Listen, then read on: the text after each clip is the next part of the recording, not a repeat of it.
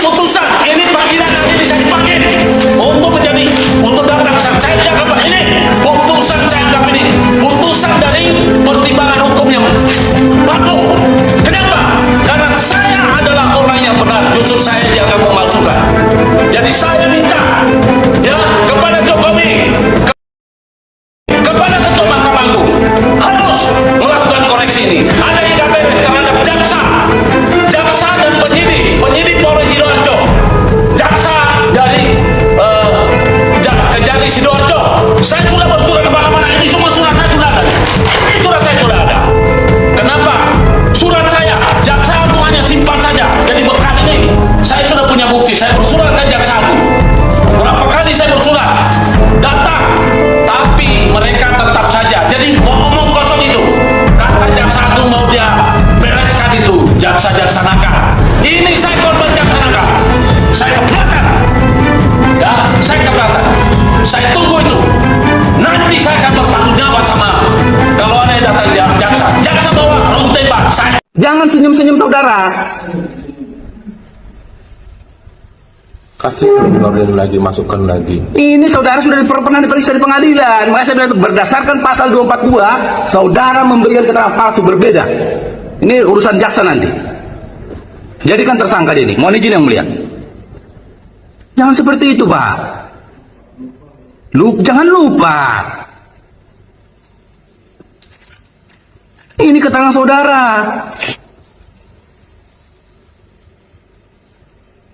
Saya tanya lagi, siapa yang dari saudara Mujib?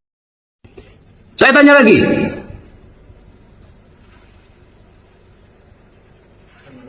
Siapa? Pak Sarmada. Yang mengerjakan di lapangan siapa? Jujur saudara. Siapa? Mujib. Selain dari Mujib, siapa atasannya? Apakah mengenal namanya Ahmad Baihaqi? Hati nurani kalian, camkan itu. Saya tidak butuh jaksa yang tidak bermoral. Yang saya butuhkan adalah jaksa yang berpintar, bermoral, dan berintegritas. Keluar kalau kalian tidak lakukan itu. Camkan apa yang saya katakan. Rasa keadilan tidak ada dalam buku, tidak ada dalam teks undang-undang, melainkan ada dalam hati nurani kalian. Camkan itu. Karena pertanyaan saya satu, ijazah asli ada di mana? Di Polda Metro Jaya. Dan tidak pernah ditunjukkan? Ditunjukkan oleh mereka tersangka, dan itu bahan materi kan? Iya, tapi tidak boleh disentuh, tidak boleh dipotret dan lain sebagainya. Ditunjukkan, itu pertanyaan kamu ditunjukkan kan? Takut sekali. Dia saja yakin. Bang Andi, Anda juga belum pernah melihat ijazah asli Pak Jokowi Kata kan? siapa? Saya mau tanya. Anda lihatnya di Nah, mana? kata siapa saya mau tanya? Saya justru tanya. Kata siapa saya mau tanya? Saya justru tanya. Kata siapa saya mau tanya? Saya justru tanya. Nah, saya tidak mau mengatakan apakah saya melihat atau tidak. Yang jelas, dia. ya, Scan aslinya dari ketika mana saya dia melihat scan itu itu? saya bilang sudah paham. Tapi Anda lihat aslinya. Lihat. Oke? Anda lihat aslinya. Lihat. Di mana? Posisi di mana waktu itu pas lihat? Itu udah lama. Ini Udah bukan lama, lagi ya? ditahan ya, sudah Dan lama. yang lucunya Jadi saya nggak usah bicara, kita sekarang fokus.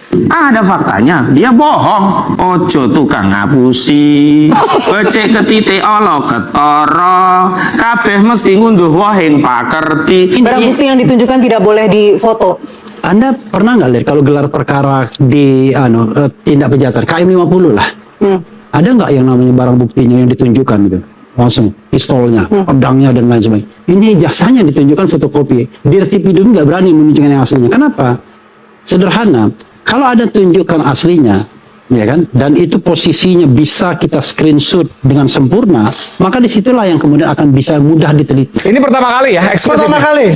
Ini jasa asli Pak Asli Jokowi. dari Pak Jokowi ya. Scan. Oh, luar biasa. Ini nanti ada ijazah. Dan Anda klaim ini asli. Asli. Ijazah yang Anda tunjukkan palsu. Yang diakui oleh Andi Aswin minggu yang lalu, yang gaya banget minggu yang lalu, gaya banget gini, karena nggak ada saya, nggak ada respon, berani aja dia goyang ini asli, ya kan? Rekamannya ada loh itu, ini asli, ijazah asli, mana asli kok nggak ada watermarknya, asli kok nggak ada embosnya, itu palsu. Baik. Ini saya coba koreksi lagi ya, bahwa gambar ini gambar yang diupload oleh Dian Sandi, ya. Jadi Oh, ini yang Dian Sandi? ya, ini Bukan yang Bang Andi Azwan? Nanti ya saya tunjukkan yang Bukan yang Bang Andi Azwan. Bukan scan ya. Ah, Bukan jadi scan asli ya. Tapi kan ini yang ditunjukkan tadi. Katanya scan asli. Nah, yang mana nih Mas? begini, analisis Ini Dian Sandi. kita menggunakan analisis namanya algoritma Fata et al. Sebentar, kenapa yang dianalisis bukan punyanya Bang Andi Azwan? Kan katanya asli. Iya, Kenapa yang mana dari Dian katanya Sandi? asli? Nggak, itu enggak, dia harus jawab dulu. Enggak, ini serius ini. Saya nggak tahu. Enggak, bukan gini. Kenapa dia mengatakan itu asli? Kenapa gini loh Mas? Ini kan nggak masuk logika. saya nanti Ini is a very basic question. It's a very basic question. Kalau dianggap sebagai scan asli, kenapa analisisnya bukan dari scan asli? Sumbernya saya tidak tahu. Enggak, kenapa? Iya udah. Sumbernya Andi Azwan. Nah, saya bingung. Palsu. Frustasi juga saya. Kemungkinan dia ambil dari gambar Nggak masuk akal. yang Artinya Anda bukan melakukan asli ini. lagi. Saya Bang Andi Azwan. Ini punya Dian Sandi? Enggak, ini punya Dian Sandi. saya ambil ya. Bukan, Bang, pertanyaan saya. Ini Ini punya bukan Dian Sandi? asli udah. Bohong semua ini. Itu Oh, dari sana. Para pembohong ada di Kenapa depan. nggak dari Bang Andi Azwan? saya punya gambar It's a very basic question. Kan gini nih, saya dapat dari beliau untuk Iya. Jadi gitu. Ya, Ini scan yang asli. UGM asli ini. Ada yang namanya watermark. Oke. Tulisannya apa Pak Soeharto? Embosnya. Tulisannya apa ini? Universitas Gajah Mada. Oke. Watermarknya ya. Mana? Scan-nya Dian Sandi ada nggak? Scan-nya ada nggak? Karena percuma loh, misalnya nih Pak Effendi Ghazali kita ajak terlibat masuk dalam tim independen untuk melihat ijazah itu. Saya bilang enggak Pak, terima kasih. Karena saya nggak punya kemampuan, betul nggak? Apa kemampuan saya untuk bilang ini garis merahnya nggak muncul ini? Ini ada kemungkinan bias warna merah karena saya kan tidak menguasai. Saya tidak menguasai. Jadi Menyindir nih. bukan. Oh, maksudnya harus ahli. Harus ada Oh, langsung ke ahli sana. yang kompeten. Apalagi kalau bisa yang ya. tadi kan sudah dijelaskan. Yang intinya itu Dumatno yang dibilang. Enggak, saya Selamat datang kembali sahabat semua yang setia mengikuti setiap peristiwa yang mengguncang dunia hukum negeri kita. Hari ini kita akan membahas kejadian yang sungguh tak terbayangkan, momen yang menunjukkan betapa besarnya keberanian seorang penegak hukum yang tak lagi mau berdiam diri melihat keadilan diinjak-injak. Seperti yang tertulis jelas, pengacara Jack tak terbukti depan hukum ini. Surat keputusan Polda disobek. Muncul lagi hakim tegas. Hakim marah, saya minta Jokowi hadir bukan saksi. Mari kita awali dari momen yang paling mencengangkan semua orang yang hadir di ruang sidang. Di hadapan majelis hakim, pengacara yang mewakili pihak bernama Jack yang selama ini disebut-sebut memegang peran penting dalam berbagai peristiwa yang terjadi tiba-tiba terdiam 1000 bahasa. Tak ada satu kata pun yang mampu keluar dari mulutnya saat hakim mulai mengajukan pertanyaan demi pertanyaan yang langsung menyasar inti permasalahan. Padahal sebelumnya, di luar ruang sidang maupun dalam pernyataan-pernyataan yang disampaikan, beliau selalu tampak lentang, berani menyanggah, dan tak segan-segan mementang segala hal yang merugikan kliennya. Namun hari itu, di hadapan hakim yang satu ini, semua keberanian itu seolah lenyap, tak berbekas. Beliau hanya bisa menunduk, menelan ludah, dan tak mampu memberikan jawaban yang memuaskan atas tuduhan serta bukti yang sudah terhampar jelas di atas meja sidang. Banyak saksi yang hadir mengatakan bahwa saat itu terlihat betapa gugupnya sosok yang selama ini dikenal berani itu, seolah tahu bahwa segala alasan yang disiapkannya tak lagi mampu menutupi fakta yang sudah terbuka lebar. Sebelum selesai rasa takjub itu mereda, terjadi lagi peristiwa yang membuat seluruh ruangan seketika hening total. Hakim yang memimpin sidang mengambil surat keputusan yang dikeluarkan oleh Polda, yang selama ini dijadikan sandaran oleh pihak terkait untuk menutupi keterlibatan mereka. Tanpa ragu sedikit pun, di hadapan semua orang yang hadir, surat itu langsung disobek menjadi potongan-potongan kecil sambil berkata dengan suara yang lantang dan tegas, "Keputusan ini tidak sah, tidak memiliki dasar hukum yang kuat, dan tidak akan pernah bisa menutup jalur keadilan yang sedang kita tegakkan hari ini." Tindakan ini sungguh tak terduga karena selama ini surat keputusan dari kepolisian dianggap sebagai ketetapan yang tak bisa diganggu-gugat. Namun hakim ini berani menegaskan bahwa jika aturan itu dibuat untuk melindungi kesalahan yang menghalangi kebenaran, maka ia tak memiliki tempat di ruang sidang yang menjunjung tinggi keadilan. Aksi ini langsung memicu reaksi beragam, ada yang terkejut dan yang merasa lega karena akhirnya ada yang berani bersikap tegas. Namun tak sedikit pula yang mulai gelisah menyadari bahwa benteng pertahanan yang selama ini mereka bangun mulai runtuh satu persatu. Dan inilah momen yang paling ditunggu dan menjadi sorotan utama, kemunculan kembali sosok hakim yang tak kenal kompromi.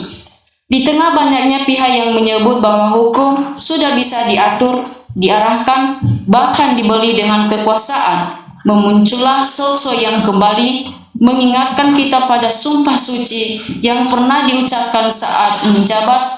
Beliau berdiri tegak, suaranya bergema di seluruh ruangan dan dengan nada penuh kemarahan, namun tetap beribawa berkata, "Saya tidak membutuhkan keterangan saksi tambahan. Saya tidak butuh orang yang hanya bisa menceritakan apa yang diperintahkan untuk diceritakan. Yang saya minta dan yang saya butuhkan adalah kehadiran langsung Jokowi di ruangan sidang ini untuk menjawab segala hal yang menjadi pertanyaan besar bagi rakyat dan bagi hukum negara ini." Pernyataan ini sungguh mengubah seluruh arah Presiden. Selama ini, segala hal yang berkaitan dengan nama besar itu selalu dialihkan kepada orang lain, kepada bawahannya, kepada perwakilan yang hanya bisa menjawab sebatas yang diperbolehkan. Namun hakim ini menegaskan dengan tegas, jika beliau memang tak bersalah, mengapa harus bersembunyi di balik orang lain?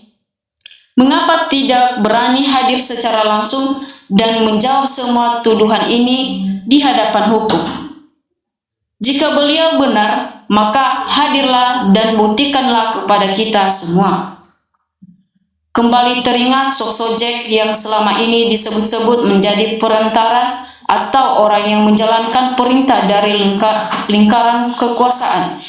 Kini saat pengacaranya pun tak mampu berbukti dan saat surat keputusannya yang melindunginya sudah disobek, semakin jelas terlihat bahwa ada keterkaitan yang erat antara perbuatan yang terjadi dengan pihak-pihak yang selama ini dijaga ketat. Tak ada lagi alasan untuk menunda, tak ada lagi alasan untuk mengalihkan pembicaraan, karena kini hakim sudah menetapkan dengan tegas yang dibutuhkan adalah jawaban langsung dari sumbernya, bukan penjelasan dari perwakilan yang tak tahu apa-apa atau hanya takut berbicara jujur. Masyarakat pun kini semakin yakin bahwa kebenaran perlahan namun pasti mulai terungkap. Banyak yang menyampaikan dukungan penuh atas keberanian hakim ini, karena ini adalah momen yang sudah lama ditunggu-tunggu. Momen di mana hukum benar-benar berlaku sama, tak peduli seberapa tinggi jabatan seseorang, seberapa besar pengaruh yang dimilikinya, atau seberapa banyak orang yang harus melindunginya. Tidak menyobek surat keputusan Polda itu bukan sekedar tindakan merusak dokumen, melainkan simbol bahwa kekuasaan tidak boleh melampaui hukum dan tidak aturan yang dibuat haruslah untuk keadilan seluruh rakyat, bukan untuk melindungi sekelompok orang saja. Namun di sisi lain, langkah berani ini tentu tak akan berjalan mudah. sudah bisa dipastikan akan ada banyak tekanan yang datang menghampiri, akan ada yang banyak upaya untuk mengubah keputusan atau bahkan mencoba merusak nama baik hakim yang berani bersikap tegas ini. Namun, sejauh ini hakim tersebut menunjukkan keteguhan hati yang luar biasa, tak tergoyahkan oleh ancaman maupun bujukan apapun. Beliau sadar bahwa apa yang dilakukannya adalah untuk memulihkan kepercayaannya rakyat terhadap lembaga hukum yang sudah lama dirusak oleh campur tangan kekuasaan. Pengamat hukum juga menilai bahwa perintah hakim untuk menghadirkan Jokowi adalah langkah yang sangat tepat dan sesuai dengan prinsip hukum yang berlaku. Oke, terima kasih. Salam NKRI yang mati.